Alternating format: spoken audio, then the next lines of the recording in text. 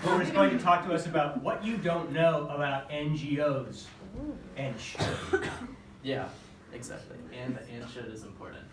Okay, so to start my thesis, I want to look into a research question of, I want to see how effective NGOs in Latin America versus NGOs in Uganda were at raising different types of funds, such as funds for long-term improvements and short-term aid. And to answer that question, I found two different answers.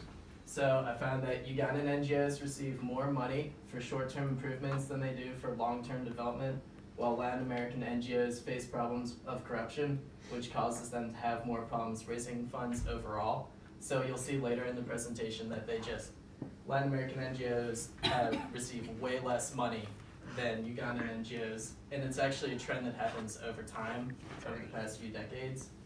So in my overview, first I looked into some problems that NGOs face, and the first main problems with large NGOs is that they have problems maintaining donors if they aren't able to finish projects that they say they are going to do.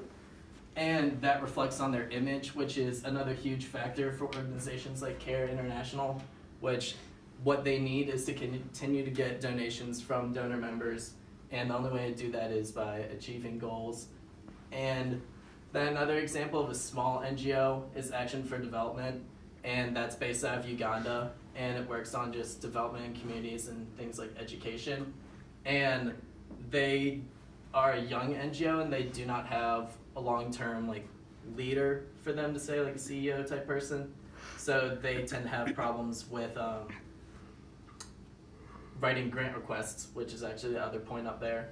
And grant requests is often how small NGOs get a lot of their money. And it's not as easy as you think. It's like writing a scholarship request, basically.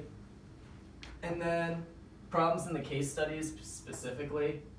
Governments in Uganda turn to the NGOs for help with short-term aid projects because that's where most of the money in Uganda goes towards instead of long-term development.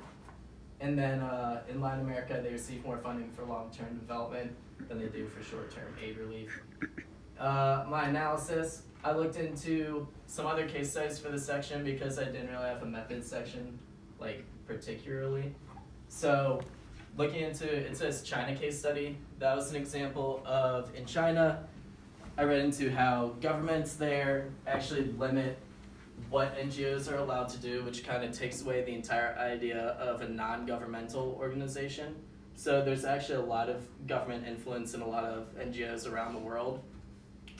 And then I looked into another case study that was done by the Ugandan Rainwater Association, which was really cool. And what they do is they build these little things that pull rainwater runoff from roofs of houses, and it all dumps into these purification bins. And those are actually created and taught to be built by the people in the local communities around Uganda.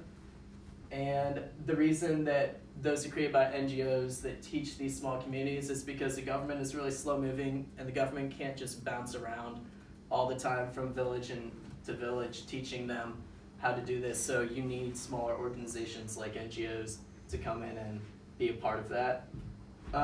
These numbers I thought are kind of interesting. So this just really shows the discrepancy between the amount of aid given to all these countries.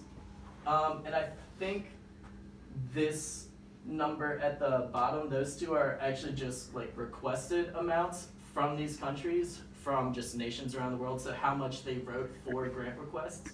That's not actually how much they receive. So you'll see in 2017, Mexico asked for 49 million, but in 2015, when they asked for money also, they only received 3.9 million direct aid.